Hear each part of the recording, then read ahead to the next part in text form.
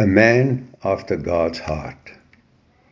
It is easy to say, I am in God's image and likeness, but it seems virtually impossible to actually live that image and likeness. So where do you start? Well, we have two undeniable truths. Firstly, God is love. Secondly, love told us to live for others. Therefore, we actually know what is at the root of God's image and likeness in us. Love, to be there for others. Life, to live for others.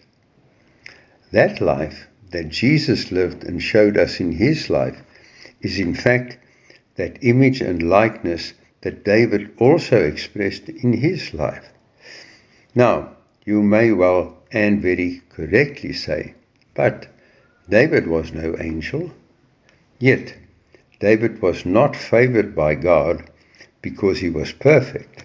However, what we can see from David's life is that David obviously had an understanding of who he was, made in God's image. And therefore, through his life, David endeavored to live that image. Yes, David often failed badly, but David was quick to admit his faults and to see his weaknesses, and therefore David never walked with guilt because he was quick to repent, and it was for that very reason that God said in Acts 13:22, I have found David, the son of Jesse, a man after my own heart, who will do all my will.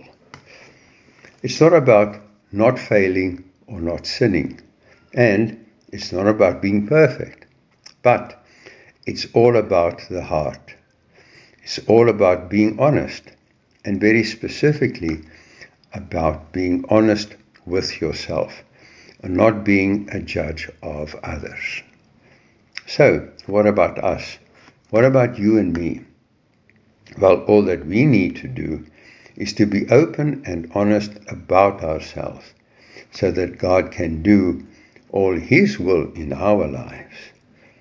And God is not expecting us to do that in our own strength. In fact, God planned and provided a helper to make sure that we do not fail, as Jesus specifically told us in John 16:13 through 15. When he, the Spirit of truth, has come, he will guide you into all truth, for he will not speak on his own authority, but whatever he hears, he will speak. And he will tell you things to come. He will glorify me, for he will take of what is mine and declare it to you. All things that the Father has are mine. Therefore, I said, I will take what is mine and declare it to you.